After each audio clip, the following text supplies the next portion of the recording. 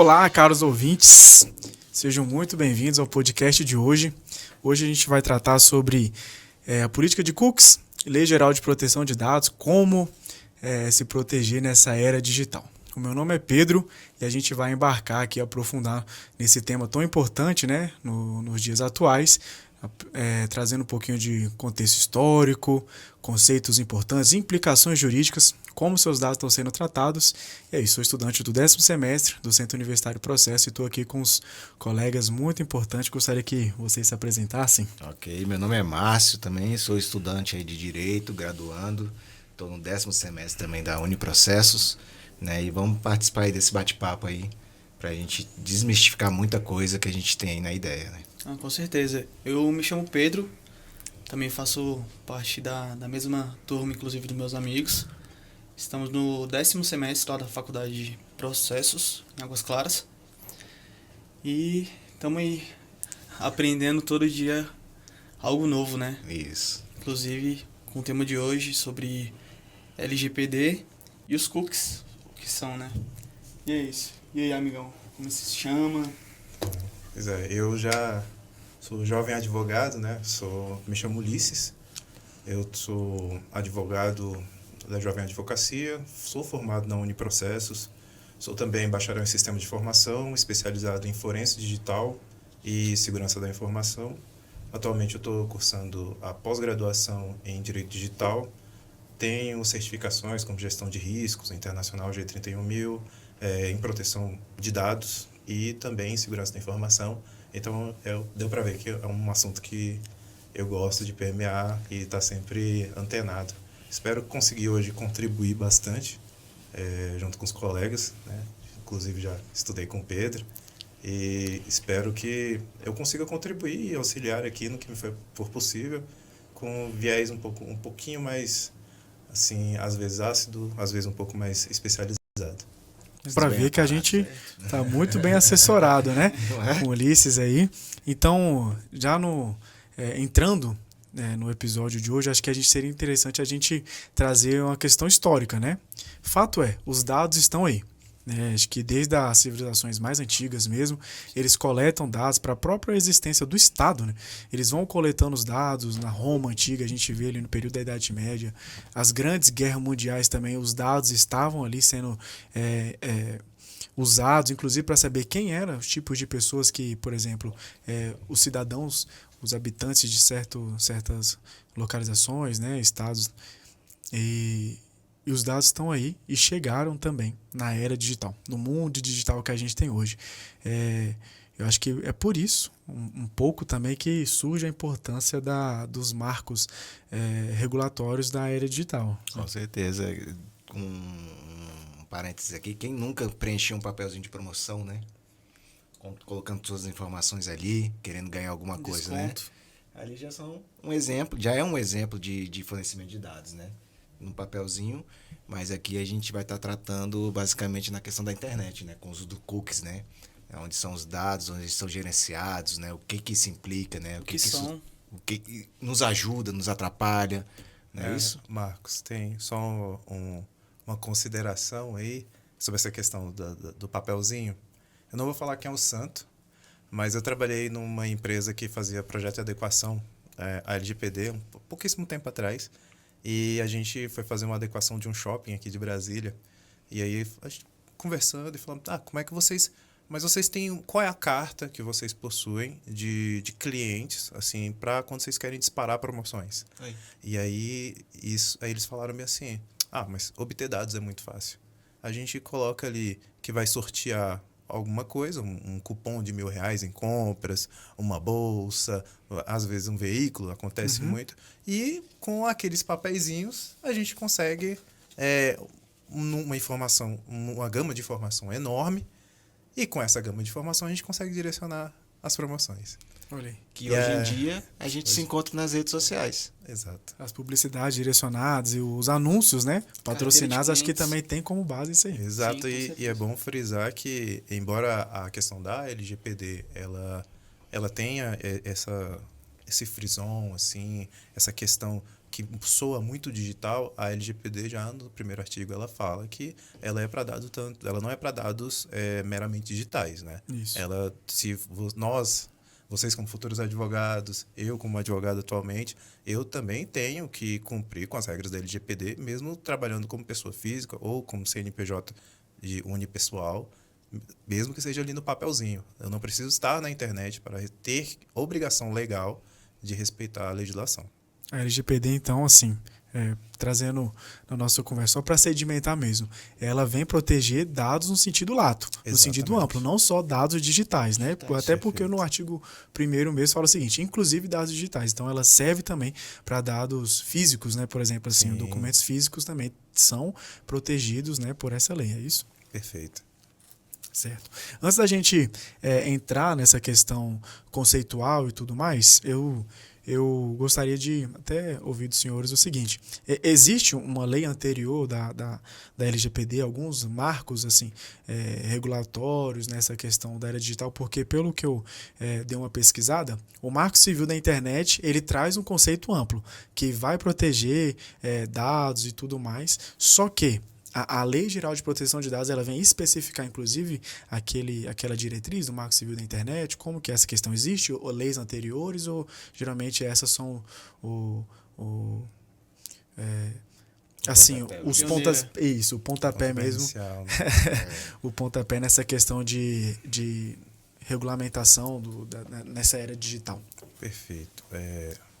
No Brasil, eu ouso dizer que o Brasil ele demorou a acreditar na internet, né? E ele demorou a acreditar no potencial tanto benéfico quanto problemático que a coleta indiscriminada de dados pode acarretar. Porém, nós trabalhamos no Brasil hoje em dia com o que a gente chama de micro-universo de proteção de dados. Por quê? Nós temos não uma lei específica, não existe, ao contrário dos países irmãos, como por exemplo o Chile, como por exemplo a Argentina, que desde o início dos anos 2000, a Argentina nos anos 2000 e o Chile em 99.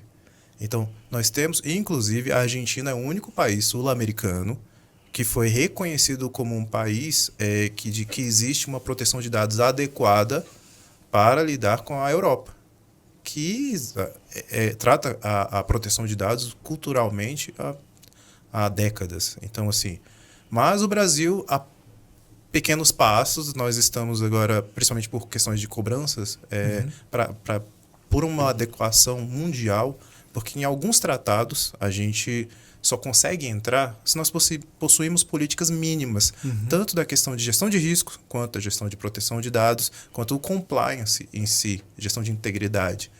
Nós temos que, como eu diria sobre as mulheres de César, né, não basta que sejam honestas, você tem que demonstrar ser honesto. E quando você está tratando de regulamento e de conformidade, aderência às normas, nós precisamos obrigatoriamente demonstrar essa honestidade.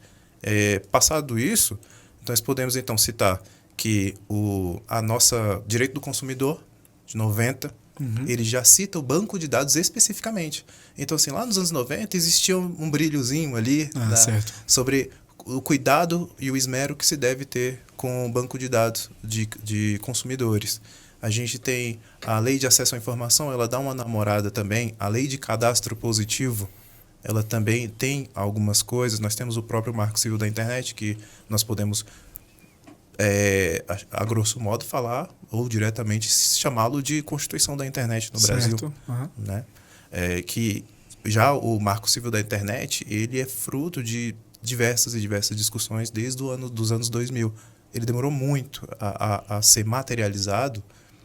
E ele se materializou porque já existia uma visão de que essa legislação era necessária, mas ele foi acelerado por conta do caso do Snowden, quando se descobriu que os Estados Unidos estavam espionando diversos países, dentre eles nosso país. E como nós vivemos num país democrático e que a gente só pode fazer coisas baseadas nas leis, Se você não tiver uma lei, se você não tiver um norteador ali das questões digitais, como você pode imputar, né? Uma responsabilização? Não tem como.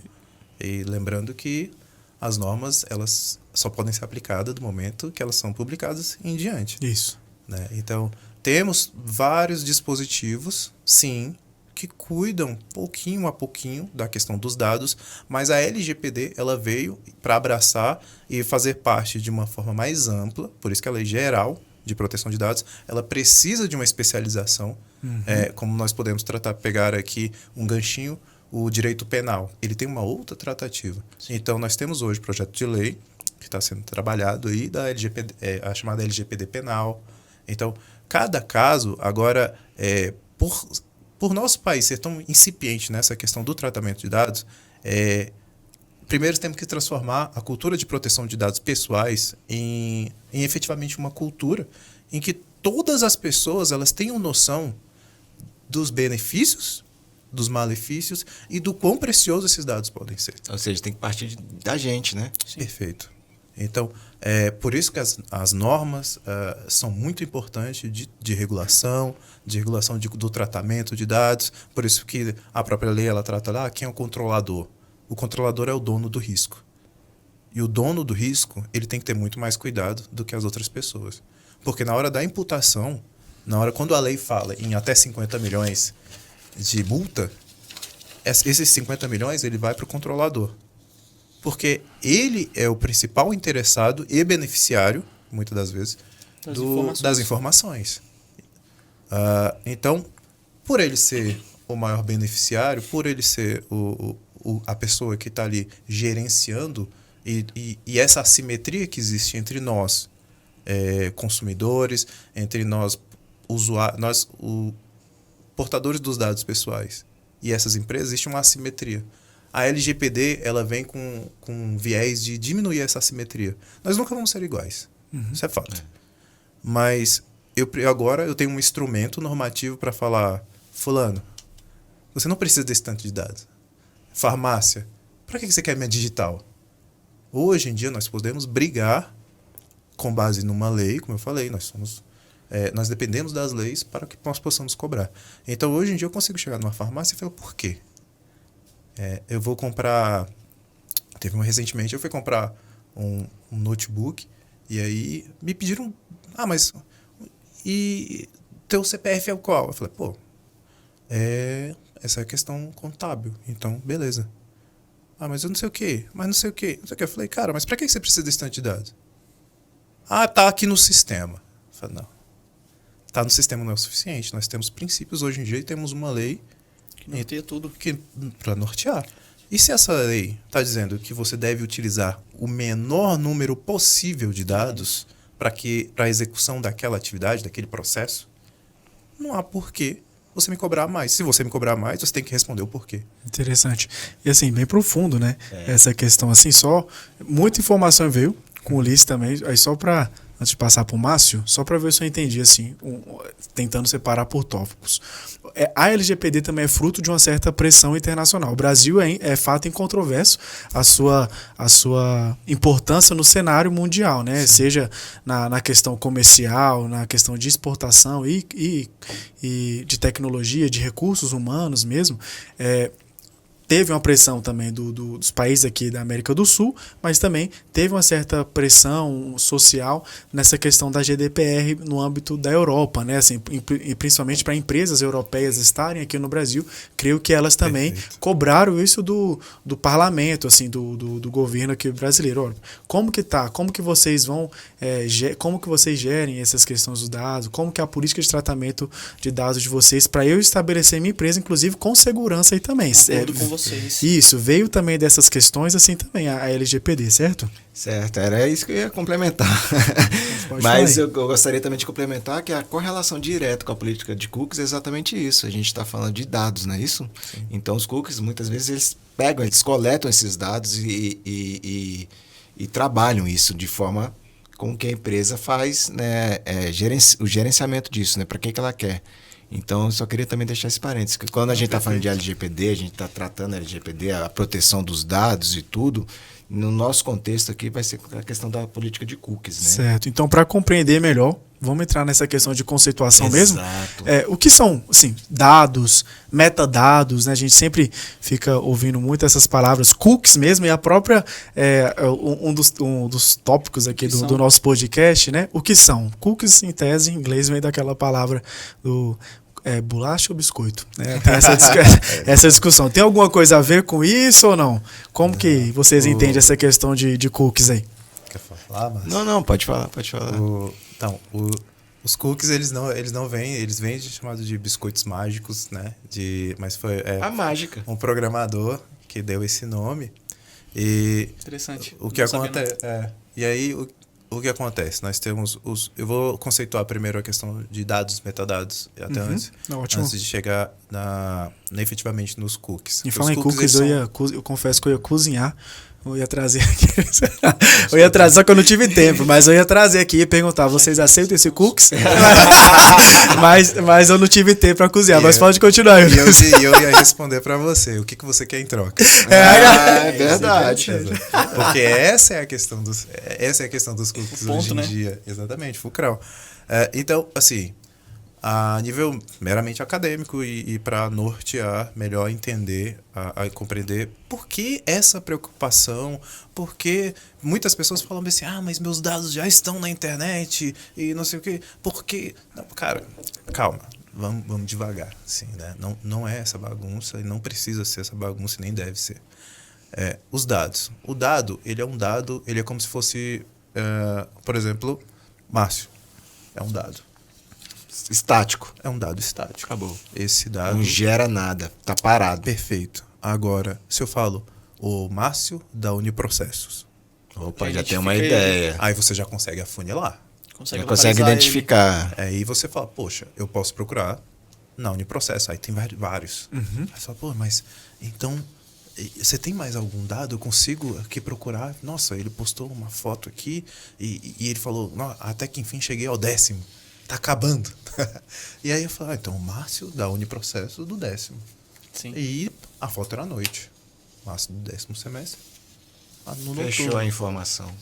Agora eu reduzo o meu escopo, eu reduzo o meu objeto a um nível que fatalmente eu vou encontrar o Márcio.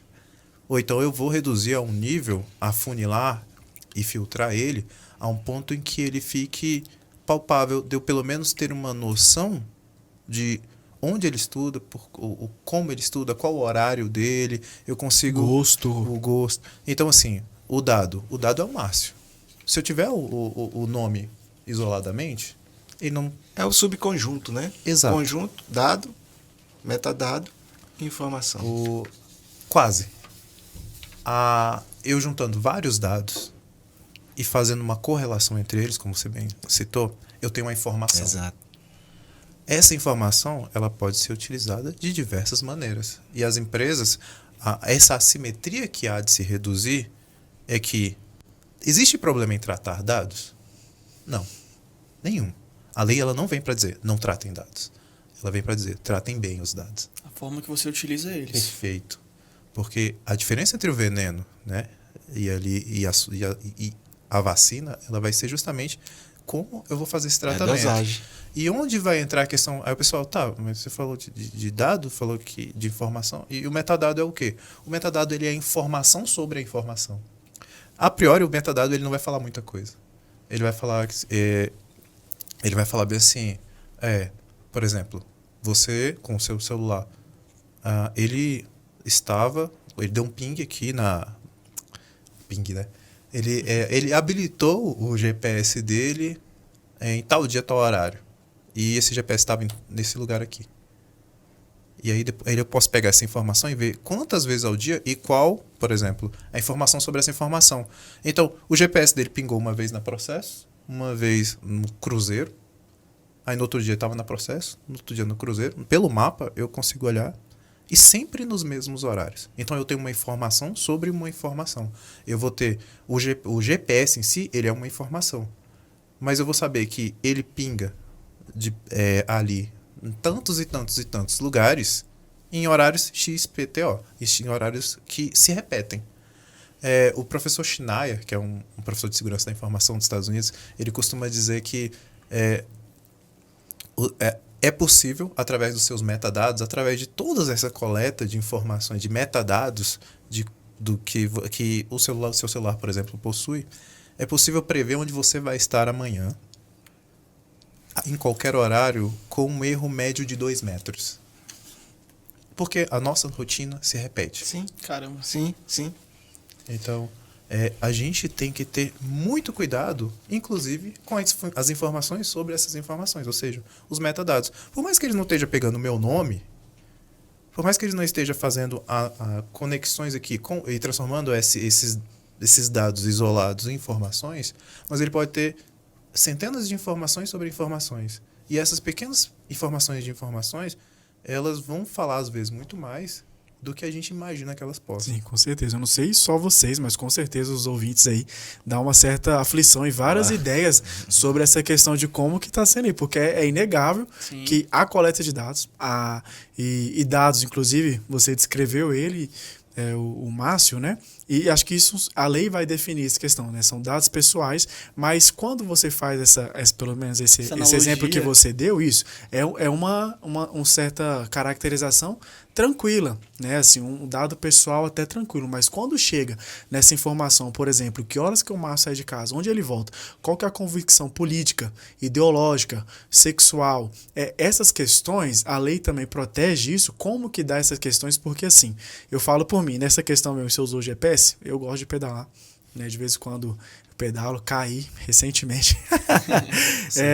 Gosta, mas não sabe bem. Mas isso foi por causa de um buraco, por causa de um buraco na pista. E assim, o Google falou, Pedro, lembra o seu histórico desse dia. E ele mostrou, de fato, o percurso que eu fiz, o trajeto todinho. O que eu fiz de a pé, onde eu parei, de bicicleta. Eu fiquei pensando, e o falei, Google gente... Fotos trouxe a foto da Kelly. Quase, que se brincar tá no satélite. Mas assim, eu fiquei pensando, falei, gente, mas eu não quis saber disso. E nem quero também que fiquem essas informações salvas aqui, da onde que eu passei, né, para onde eu fui e tudo mais, mas fato tá aí, se eu colocar no Google, quero ir para casa. Tá lá. Isso são os cookies atuando. Exatamente. Isso mesmo, então acho que gera uma certa insegurança. Aí só antes de passar para vocês, para mim eu tenho a impressão que os cookies ele serve como se fosse um DNA. Ele tem essa informação, né? Aquela informação da pessoa, assim, claro, os cookies depois de muitos dados coletados, né? Ele pode trazer sim como se fosse um DNA mesmo. Define quem é a pessoa, pelo menos quando eu coloco lá, quando eu vou acessar a internet.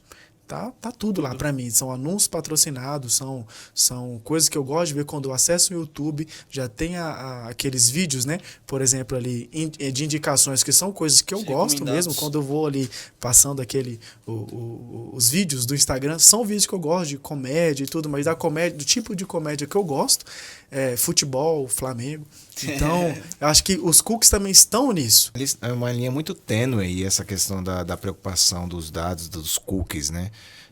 Do que é benéfico, do que me gera uma preocupação. Por isso que existe essa importância, né? Por isso que surgiu, né, esse contexto histórico da necessidade de regulamentar, né? A gente vê isso, né? Que você falou aí que na Europa eles viram isso com a maior brevidade, né? E a gente retardou um pouco por causa da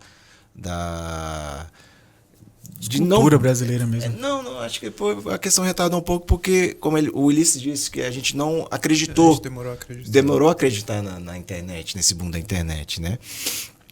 Então, e nesse contexto aí, existe na LGPD, uma determinação da política de cookies, da aplicação dos dados. Não, da política mesmo, daquele texto onde você lê. Geralmente não lê, a gente só vê o que é. Você fala quando o site pede o consentimento, né? Você aceita a política de cookies, até para você... Eu nego os marketings, nego alguma coisa, eu só aceito os que são essenciais. Faz bem. E o pior é que às vezes a gente não consegue recusar. Exato. Você está acessando, aí você recusa, a página não segue. Mas onde eu queria chegar existe uma regulamentação que obrigue as empresas a contextualizar essa política de cookies? Tá. Eu fiz uma breve... A minha pergunta para você, que eu fiz uma breve pesquisa, eu não vi.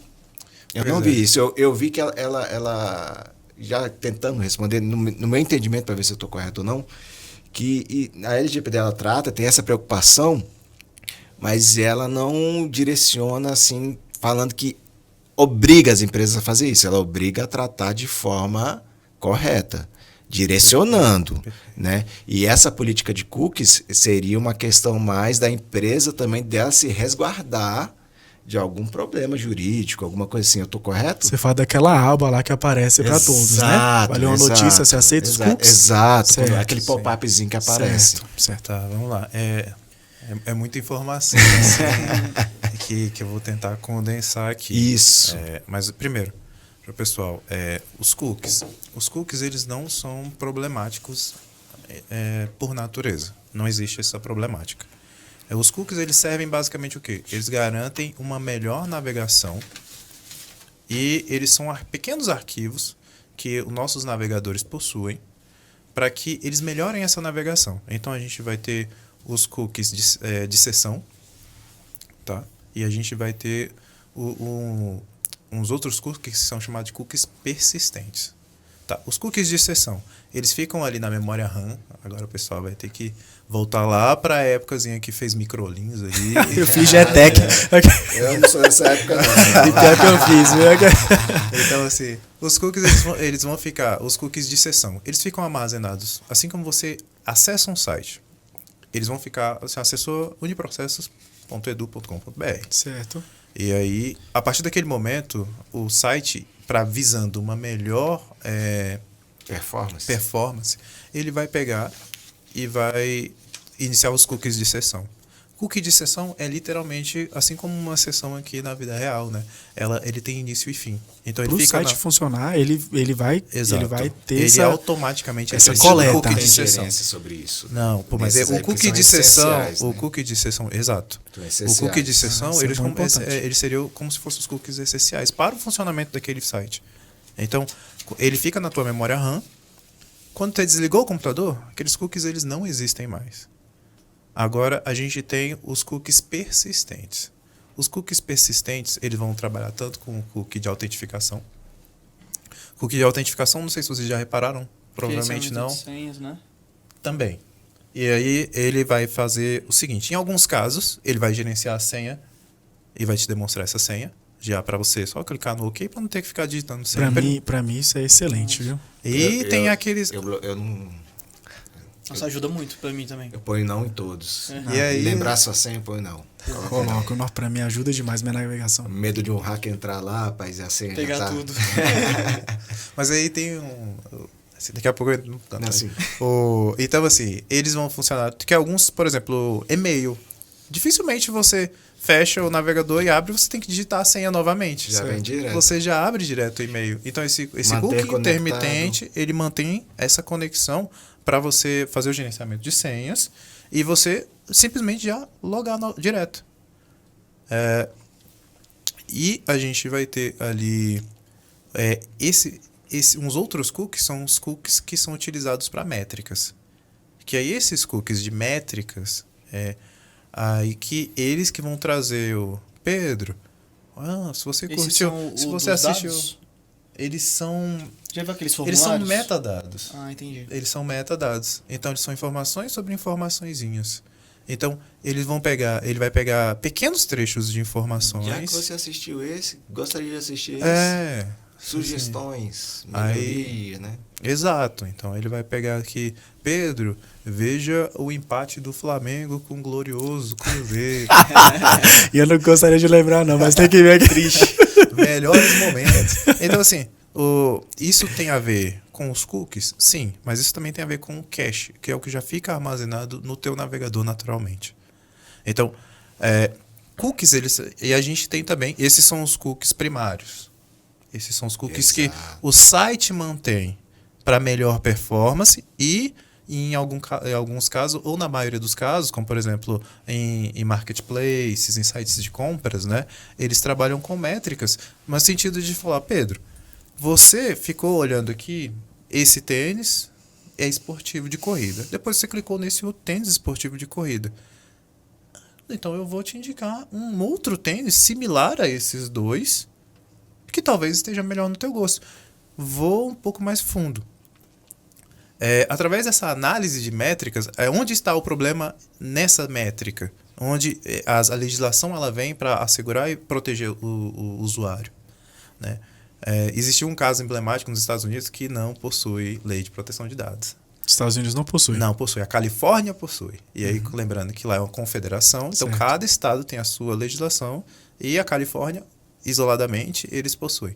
Os Estados Unidos, ele possui a Privacy Shield, que era uma norma, entre aspas, genérica e nacional, para conseguir fazer tratamento com a Europa. A Privacy Shield meio que não andou muito mais, porque ela não foi considerada uma norma efetiva. Mas aí, outra discussão. Mas nos Estados Unidos, o que aconteceu, tem um caso que é bem famoso entre o pessoal que gosta da privacidade, proteção de dados pessoais, é que uma mocinha, ela estava com 16 anos, salvo engano, ela estava olhando algumas coisas num site de um marketplace norte-americano, vamos evitar processo, né?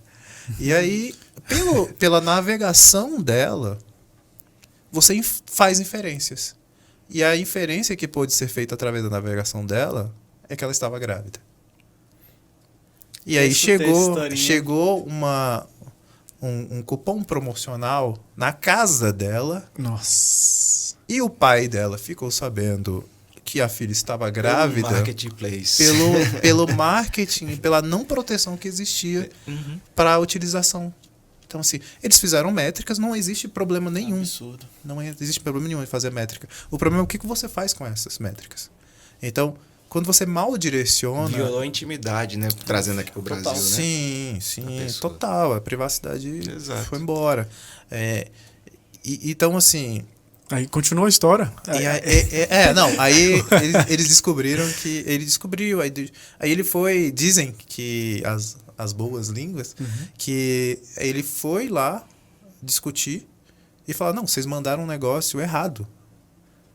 E aí eles pediram desculpa e tal, não sei o quê. Pouco tempo depois descobriu-se que a menina efetivamente estava grávida. Nossa. Por coleta de dados na internet. Essa é a mesma lógica. Agora eu vou te citar uma que... Esse foi um caso dos Estados Unidos que de problemas, né, com o tratamento dessas métricas, né? Certo. Porque eles sabiam quem era através da sessão. Claro. Eles sabiam o que ela buscava através de uma inteligência artificial, pode-se dizer, que inferiu que normalmente quem busca aqueles produtos São pessoas gestantes. Então, assim, agora eu vou dar outro exemplo de métricas que são utilizadas, mas que não efetivamente elas são nocivas, elas são simplesmente para a melhoria do negócio. Métrica, a gente pode falar de algoritmos? Não. Métricas são Métricas são medições. Então, por exemplo, eu posso pegar padrões, melhor dizendo. Qual é o padrão? Esse é o exemplo positivo que é utilizado no comércio hoje em dia. Porque o comércio vale de vários psicólogos para traçar ali perfis, e essa utilização de quanto tempo você passou olhando o tênis, eles sabem que você corre. Exato. Então, se você corre, então tu vai gostar de um reloginho. Medidor cardíaco? Um medidor cardíaco. Então, eu vou te mostrar ali uma blusa de dry fit, pra você não ficar suado, O ficar cara bacana. é compulsivo. Compra Problema. E aí, o que acontece? Tem o outro exemplo que eu tenho pra dar homens na sexta-feira ou no sábado que costumam comprar cerveja dentro de um horário específico, eles normalmente compram fraldas. Então, o que o marketing começou a fazer? Quando o cara estava olhando cervejas dentro de um horário um pouco mais tarde... Um anúncio.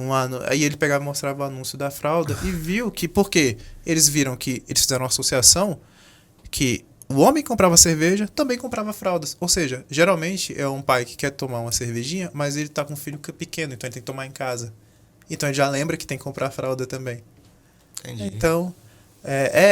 Já recebi esse exemplo também, acho que foi até na faculdade, que falou que numa farmácia eles pegaram no setor lá de fraldas e colocaram o freezer ao lado e aumentou a quantidade de vendas, tanto de fraldas como de cerveja. Aí só para complementar ainda a questão da discussão anterior, Quando você falou da sua preocupação na questão dos cookies, Certo. Aquela questão do Google tá te citando, o que você utilizou e tudo, o que acontece?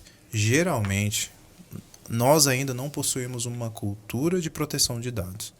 Então, eu aposto com você que você deu aquela instalada e assim, concorda? Concordo. Quem nunca fez isso? Não tem como. Concordo, aceito tudo. Tá querendo acessar rápido lá, aceita Exato. todo. Eu quero dar play e ler a notícia. Só complementando rapidinho, é o que acontece. Quando você deu esse concordo, ainda é gerenciável, pegando em específico a ferramenta do Google, lá dentro você consegue gerenciar para ele não gravar nada disso. Eu sei porque o meu, por exemplo, se eu abrir agora, eu vou mostrar para você e tá zerado. Eu uso o Google, assim como todo mundo, há 1000 anos, né? E o importante é que isso pode ser gerenciado a qualquer momento. Exato. Então, ou seja, hoje eu já vou lá em casa e já vou tirar isso. As configurações. Nas Perfeito. configurações. Enfim, eu vou... Das aplicações. Off-topic aqui. Off-topic. Pessoal que costuma não prezar tanto pela fidelidade no matrimônio, costuma ser pego por conta do Google. Porque ele não desmarca, ou ela não desmarca. E já ouvi diversos casos de pessoas que Estão fazendo isso agora. Brincadeira. O cônjuge ou a cônjuge foi lá no histórico do Google e, por conta dessa métrica que você citou da bicicletinha, tem a mesma para carro, tem a mesma para caminhar.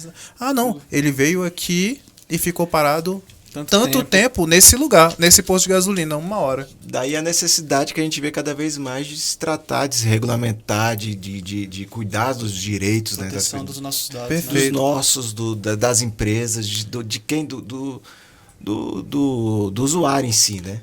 Só que nesse caso, como você aceitou, como o titular dos dados, ele aceitou, aí... Abriu mão. Essa era uma das implicações jurídicas que a gente iria tratar. E eu tô vendo que a gente está chegando para as implicações jurídicas mesmo, mas deixa eu só ver se eu entendi. Não existe um sistema imune à questão de vazamento, de risco, até porque ou o seu site ele tá com hack ali, olhando, ou ele já foi hackeado, ou ele vai ser hackeado, né? Aí você vai responder se eu estou certo ou não. Se não existe nenhum sistema imune a essa questão de invasão, hacking, inclusive até do próprio vazamento, que a gente pode até comentar depois, de alguns vazamentos históricos aqui no Brasil, mas acho que uma coisa importante para a gente é mitigar os riscos, tanto nós como usuários, como as empresas também, que eu acho que essa lei também abraça as empresas, né?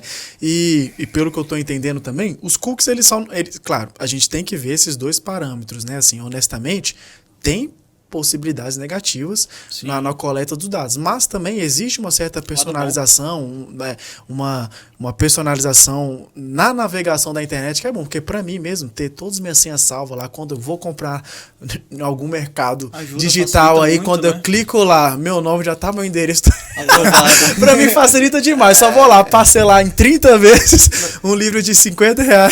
Ainda estamos falando de seres humanos, não de inteligências artificiais, então tem gosto para tudo, tem gente que gosta de que pulha os marketing, não quer ficar procurando, né? Então o cookie ajuda ele nisso. vem. Já tem gente que não quer, então, ou seja, por isso que existe essa possibilidade de gerenciamento, né? Para tratar tudo isso. Tem gente que gosta, tem gente que não. Que gosta e que não gosta. Isso mesmo. E como você falou, desculpa te interromper, como você falou, não é uma coisa que veio pro mal, uma coisa que é benéfica. O importante é como isso é tratado. Perfeito. Aí, essa questão do tratamento. Quando você, só finalizando as respostas ao que você havia comentado antes, quando você vai a uma entrevista e você tem esse receio sobre quais são as informações que quem te entrevista possui sobre você. A gente chama isso de background checking. É quando você faz uma pesquisa. Hoje em dia, existe. Isso existe. Existe, mas, por exemplo... É ilegal? Depende de como ela é feita. E depende de como ela é feita. Interessante. Tá. Hoje em dia, por exemplo, na Justiça do Trabalho, você não consegue... Eu posso acessar o TJDFT aqui e eu posso colocar o seu nome completo e ele vai dizer se você tem processos abertos ou não tem. Tranquilo. Tranquilo, que são processos Emitir a certidão cíveis. lá. São processos cíveis. E agora, quando você vai na Justiça do Trabalho, envia com vias de mitigar esse assédio que você possa vir a sofrer numa entrevista, de falar assim, mas você falou que você é um bom empregado, por que você tem 5 processos contra nas últimas 5 empresas que você passou? Não tem como. Você não consegue pesquisar se você não souber efetivamente o número do processo. E eu faço essa pergunta. Na Se Justiça do colocar Trabalho. lá, Não tem. Ou você sabe o número do processo, ou não sabe. você não faz nem ideia de quantos processos trabalhistas essa pessoa possui. Esse é um ponto. Outro ponto. A Lei Geral de Proteção de Dados, como você citou a Google, por exemplo, a empresa Google. Então, você possui um contrato com ela se diz aderente à legislação, então ela vai minimizar e ela pode ampliar um pouco conforme o seu consentimento e o seu melhor interesse. Principalmente quando se trata de crianças e adolescentes. Então, em tese, esses dados eles nunca vão sair do escopo da empresa Google. A menos... E a questão da legislação... Você fala desses dados mais característicos, mais sensíveis, assim, ou não? Todos os dados. Certo. Todos os dados. Então, num caso de vazamento, aí entra no segundo... Responsabilidade da detentora ali. Pois a é, Google. mas aí no caso de um vazamento, em se pegando a legislação como ela requer hoje em dia, aí eu entro na sua última pergunta, quando se há um vazamento, em tese esses dados têm que vazar com anonimização. O que seria isso aí? O que é? Por exemplo, o seu CPF é 1, 2, 3, 4, 5, 6, 7, 8. Aí, se eu colocar esse então tem um CPF, eu tenho um nome. Agora, se eu colocar PIR e vários asteriscozinhos, de forma com que a inteligência da minha empresa, através da tecnologia, ela consegue inferir quem é o P, asterisco, asterisco, asterisco, porque quando eu leio a informação completa. Se esse dado sair dentro de um escopo do meu software e da minha segurança, ele vai vir com vários asteriscozinhos. Eu não sei se vocês já chegaram a digitar. Quando você digita as cartas o próprio faturamento de empresas aí geralmente vem com os asterisco final dos últimos 2 dígitos. Exato, porque não é necessário para o tratamento daqueles dados que o terceiro tenha a informação completa. O número do cartão de crédito, por exemplo, também às vezes só vê os 4 últimos, né? Eu sempre vi isso, só que eu não sabia o porquê. Aí então, isso é a anonimização. E aí você pode tem vários níveis de anonimização. Então, o que a legislação pede hoje é que você, através do que lhe é possível, e lembrando, a legislação ela não veio de forma nenhuma a inviabilizar negócios. Ela veio para melhorar processos. Quando você melhora o seu processo, é de acordo com o que lhe é possível naquele momento. Se você tem uma empresa muito pequenininha, em tese, se o faturamento dela é pequeno, se ela trata de pequenos valores, lembrando que a Lei Geral de Proteção de Dados ela só vai se aplicar a questões que envolvam tratamentos remunerados, né? Tem que haver um tratamento... O tratamento de dados ele tem que se voltar para uma questão financeira. Se ele for de graça, não tem LGPD. Não. Se a empresa vender meus dados, por exemplo, a terceiros. Não. Ou não? Não. Empresa não. Por exemplo, eu te peço para você fazer... você consentiu. Se você está fazendo o imposto de renda do seu pai, Certo. a LGPD não se aplica a você. Porque é um favor. Eu acho que é um favor. Eu espero que você esteja fazendo de graça com seu pai. Então, meu cunhado. Não. Agora eu entendi. Entendeu? O terceiro, assim, quando você tem a informação do seu pai, do seu irmão, quando você faz... da sua empresa ali, do amigo agora, seu. no ambiente empresarial, não. Porque ele coletou esses dados, normalmente ele coletou numa situação consumerista. E com viés financeiro. Então, esse terceiro que tiver acesso a esses dados, em tese eles têm que estar todos anonimizados ou com o mínimo possível para que aquela execução exista, a execução de serviço. Então, por exemplo, eu coletei seus dados, eu tenho a minha empresa. E aí, só que a minha contabilidade é terceirizada. Eu não preciso fornecer todos os dados que eu possuo para você para a contabilidade. Eu vou lá na legislação contábil e vou verificar. Eu preciso do quê? Eu preciso saber, ele precisa do seu CPF para poder responder do PIS, para responder junto à Receita, lançar a nota fiscal. Qual é o mínimo de dados que eu preciso? O nome, o CPF, não sei o quê. Não, mas é porque eu tenho mais... Não é para dar mais dados nenhum. Acabou. Isso também se aplica a escritório de advocacia, porque geralmente nesses dados é eles que vão receber, por exemplo, assim, às vezes cobrança e tudo mais, e vai ingressar com a ação monitória, para cobrar, por exemplo, assim, dados de devedores para X empresas, né? Então eles também têm que se adequar e tomar cuidado Perfeito. também com esses dados. E aí, então, no caso da Google, é isso. De qualquer empresa. Em tese, se ela possui essa informação e o medo e a proteção de dados, ela se volta também por quê? Pelo medo do exagero de coleta de informações e o que essas empresas podem fazer com isso. Não com vazamento, mas como você consegue ler as pessoas através e das big techs que você tem hoje em dia. Porque assim, o e-mail é da mesma que eu faço busca, que é a mesma que eu faço não sei o quê, que é a mesma que monitora. Então, a Lei Geral de Proteção de Dados veio justamente para falar, opa, mesmo você coletando todos esses dados, primeiro, não pode haver cruzamento. Quando você contratar um serviço, é um serviço. Quando você contrata outro serviço, é outro serviço. Ah, mas eu não estou pagando nada. Tá. Eles ganham pela propaganda, que entraria no cookies de terceiros. Entendi. Que os cookies de terceiros, como a gente estava falando da Google, são pedacinhos de propagandas, justamente dentro de uma página. E eles ganham por clique naquilo. Exato. Entendi. Então, assim, pelo que eu... todos nós, né, estudantes de direitos, assim, o Ulisses é advogado, o ordenamento jurídico brasileiro tem uma característica que eu acho muito bacana e muito bem pensada ali dos legisladores quando eles vão estipular as penas em questão de crimes. Crimes que envolvem, às vezes, pecúnia, né? Por exemplo, um estelionato, um crime de tráfico, alguma coisa que envolve furto, né? Que tem retorno econômico ali. Além da pena privativa de liberdade ou restritiva de direito, existe a aplicação de multa.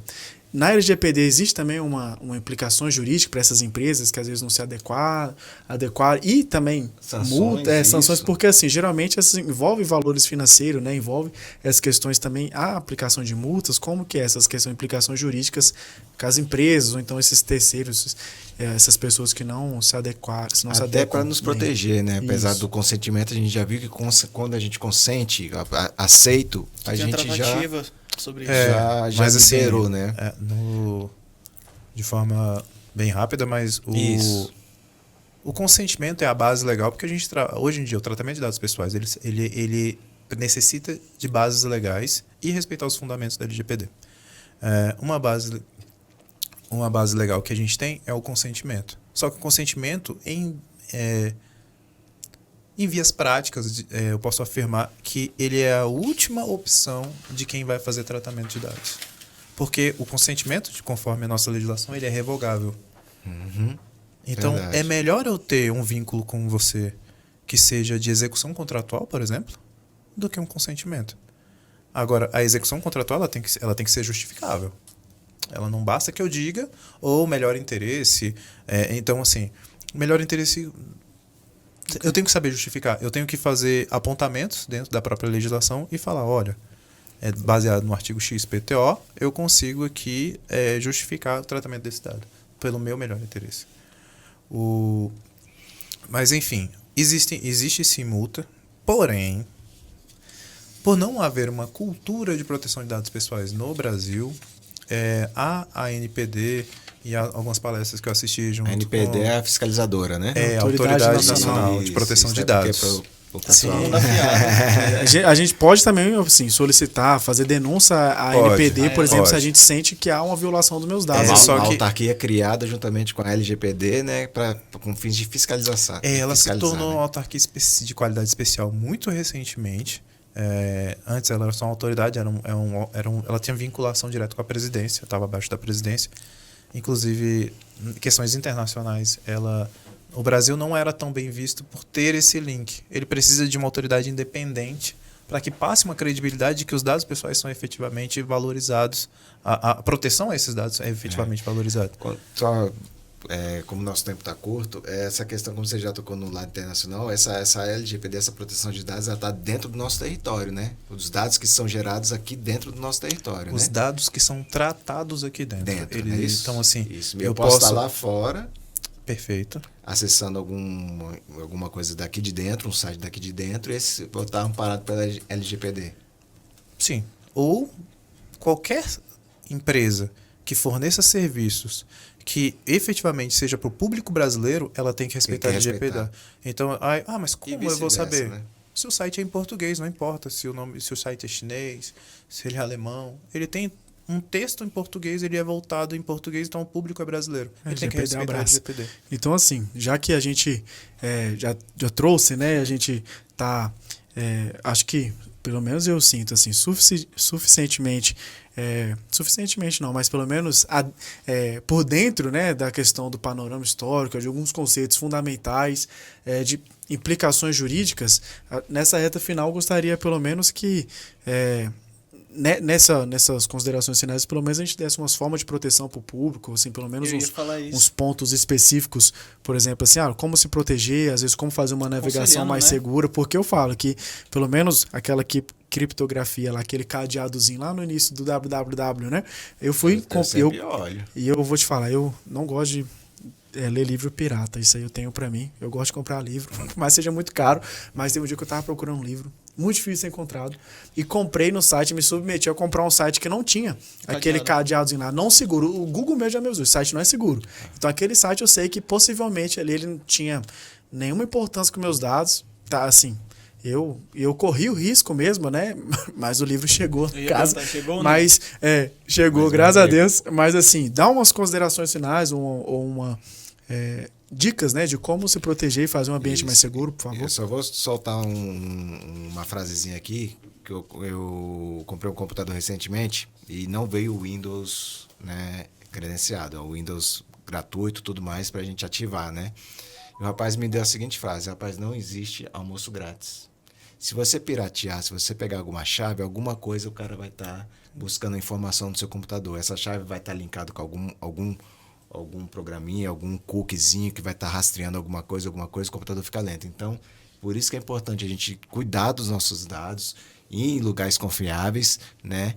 E fazer a forma do jeito correto, né? Interessante isso aí. É interessante, cara. E não existe almoço grátis. Aí o rapaz trouxe isso pra minha vida. Então, é tudo dentro da legalidade. Vamos respeitar as leis, né? Observar os cadeadinhos, né? Gerenciar os nossos cookies. Isso tudo como forma já de prevenção. Ler o que eu tô concordando, né? Exato. Nos resguardar, né? Porque nos resguardar. E vamos pedir uma orientação aí pro nosso advogado. Assim, é necessário, por exemplo, assim, é necessário aceitar todos os cookies, ou então você recomenda que pelo menos gerencie, não, esse site aqui eu não quero que ele saiba meus dados essenciais, só os cookies de desempenho mesmo. Como você nos recomenda? Isso, como você nos recomenda aí? Em relação a software, né? O software, efetivamente, ele não vai vir com cookie. Ele não vai coletar cookie, porque não é essa ferramenta de um software pirata ele visa. Normalmente, ele é compilado, ou seja, ele é reescrito ou escrito com um malware já embutido. Então, esse malware ele pode servir para roubar dados, para provocar um bloqueio no teu computador e te exigir um pagamento, que é o caso do ransomware. Ele pode botar phishing, propagandinhas. Ele pode usar a sua máquina para criptomoeda. Exato, isso que ele pode falou. Fazer N coisas. Aí fica mais lento e você não sabe por que seu computador está mais lento. Então, assim, o cookie, quem dera o cookie fosse o maior dos problemas nesse caso de software pirata. Agora, as sugestões que eu dou, as mais simples. Primeiro, o cadeadinho, o HTTPS que existe nos sites, ele significa que o site está sendo criptografado com SSL, que é uma ferramenta de criptografia. Então, ele é o mínimo de segurança que um site precisa ter. O mínimo. Abaixo disso é o caos. Então, a gente precisa, primeiro, se atentar ao cadeadinho. Semanalmente, faça um backup, pessoal. Faça um backup. Tenha o backup das suas coisas. Semanalmente, limpem o cache ali, ó, Ctrl+Shift+Del geralmente nos navegadores. Limpar cookies e cache desde o início. Apaga tudo. Mas eu vou ter que digitar minha senha de novo. Digita tudo. Esqueci minha senha. É duplo fator de autentificação, tá, gente? Todo site que te der essa opção de duplo fator de autentificação. O que é? Quando você vai logar, mas você tem que receber um SMS, você tem que receber um e-mail. Eu tenho isso na Uber, que tá lá o código lá, e isso é excelente. Eu também utilizo. Então, esse duplo fator ele é de suma importância para a segurança mínima hoje em dia. Se você tiver o duplo fator de autentificação em todos os sites que você julga pertinentes e necessários e úteis, você evita tanta dor de cabeça. Mas tanta dor de cabeça. E ele deveria ser, ao meu ver, padrão, mas ele não é. Agora, quando você tem um gov.br, que é uma ferramenta do governo federal, que é bem legal. E você só consegue alcançar o nível ouro, que é se você tiver a duplo fator de autentificação. Excelente. Então, limpem os caches, duplo fator de autentificação, façam backup, porque, cara, hoje em dia, na sociedade da informação que a gente vive, a gente registra muita coisa. E se uma hora ou outra você sofrer um ransomware ou um outro tipo de malware que bloqueie ou apague todos os seus dados, você vai ficar a ver navios procurando, tentando rememorar aquelas fotos, aqueles vídeos de filho, criança, esposa e tudo. E, por último... Gerencie os cookies. Não podemos esquecer. Aceitem o mínimo possível. O mínimo possível. Só os essenciais, possível, né? Sim. Só para o funcionamento do site. E se você mantiver essa rotina de tomar um pouco mais de cuidado, sejam críticos. Cara, eu sei que é chato na hora do momento de uma compra, mas podem ser críticos. Isso não compra virtual, no e-commerce. Qualquer compra. Qualquer dado que te solicitem, e dado pessoal que te solicitem, pensem, efetivamente, aquilo faz algum sentido dentro daquele contexto? Pedir aquele dado. Porque a existência da legislação em si, ela não é um imperativo por si só para que as empresas estejam obedecendo. Porque a gente tem aquele negócio à la brasileira, para o bem e para o mal, de lei que cola. Né? Então, muitas empresas ainda estão esperando vir aquela avalanche de multas para falar, nossa, melhor mudar. Eu acho que eu tenho que mudar o jeito que eu vejo as coisas. Então, tomem esses cuidadinhos. E por último, mas não menos importante, acessem o celular de vocês, Android ou iOS, vão lá em configurações, aplicativos e olhem, por favor, todos os aplicativos. Cliquem de um por um. Eu faço isso toda vez que eu vou trocar de celular ou que eu formato o meu e vou ter que reinstalar as coisas. Cliquem de um por um e ele vai ter lá uma abazinha chamada permissões. Uhum. Nós tivemos um processo aqui no TJDFT em que um aplicativo da Galinha Pintadinha, né? Ele não era efetivamente da Galinha Pintadinha, era um fake da Galinha Pintadinha, mas é um aplicativo para crianças. Ele tinha uma rede de compartilhamento de dados ilegal, absurda, com mais de 50 apps. Por quê? Porque você instala o aplicativo da lanterna ou do negocinho para a criança ficar brincando e ele pede acesso à sua localização, aos seus contatos. Desnecessário para o fundamento, para a proposta. Então, GPS. Ao seu GPS e tudo. E transaciona esses dados. Então, é muito problemático essa questão. Tinha um aplicativo, um caso famoso dos Estados Unidos, em que o aplicativo de lanterna ele estava vendendo seus dados de localização com um erro médio de 2 metros. Que isso. Absurdo. Aí ele alegou, o dono do aplicativo alegou que falou assim, mas é uma troca. Eles consentiram. E eles consentiram só que falaram que não funciona assim. Então, cliquem em um aplicativo por aplicativo e cancelem tudo. Uma coisa importante também, acho que é atualizar o software. Sempre. Isso aí é de lei. Então, assim, eu queria agradecer a todos. Acho que foi muito bacana esse bate-papo que a gente teve aqui. De grande valor. E queria agradecer mesmo. Quero agradecer você também que ficou conosco até o final. Espero que tenha gostado. O Ulisses também está aqui, se vocês quiserem tirar mais dúvidas com ele, né? Então, queria agradecer vocês. Tenham um ótimo dia e muito obrigado por estar com a gente nesse episódio de hoje. Tchau. Tchau.